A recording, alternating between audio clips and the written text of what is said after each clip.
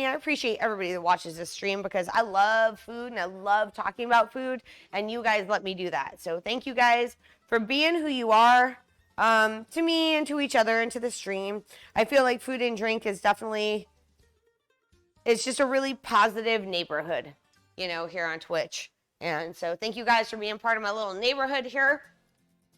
Right her. Neighborhood right her. So we have our pretzel buns cooking and our elf peeking. I'm a peeker. I'm a peeky peeker.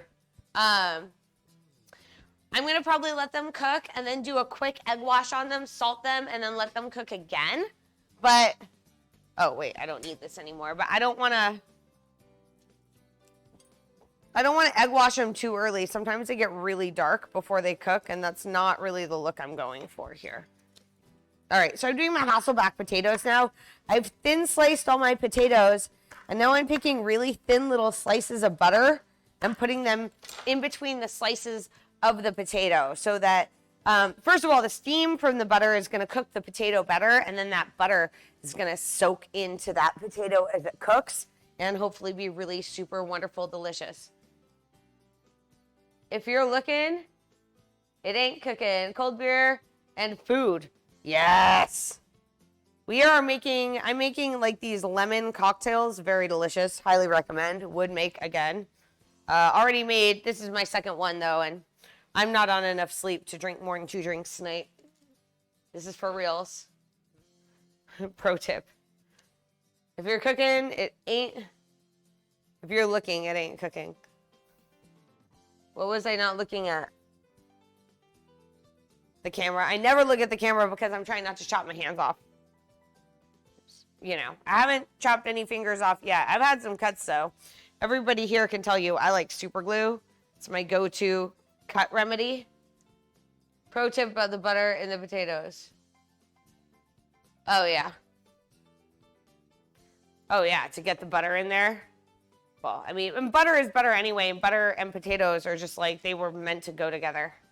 So we're going to put our cheese on top, but I just want to get the butter in there so that they steam, so that they get the right kind of cooked. That piece is too thick. I have to cut it in half. Oh, God. Oh, boy. Oh, brother. There we go. Now, this is going to help cook these potatoes. They're going to be so amazingly good. And then I'm going to put my seasoned cheese. I was thinking about using this boursin, but I think I'm going to use this garlic cheese mousse that I did because it's just going to soak right in there and it has some cream. It's going to be really, really magical. I like magical food. I think we all like magical food. That's why we hang out here on Food and Drink.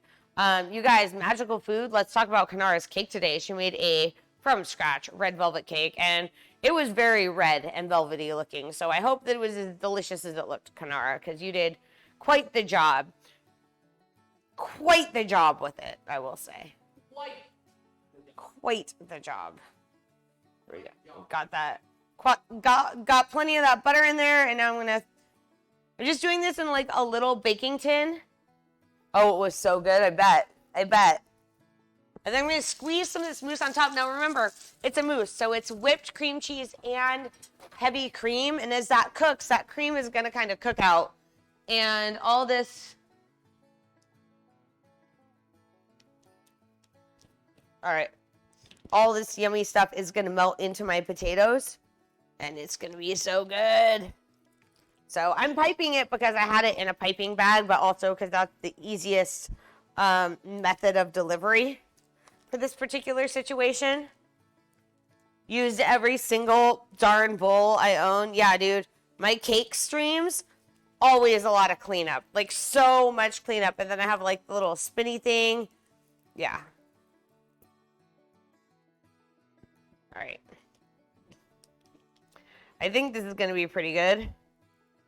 This is really salty, so I'm going to let this melt in, and then I'm going to salt the potatoes.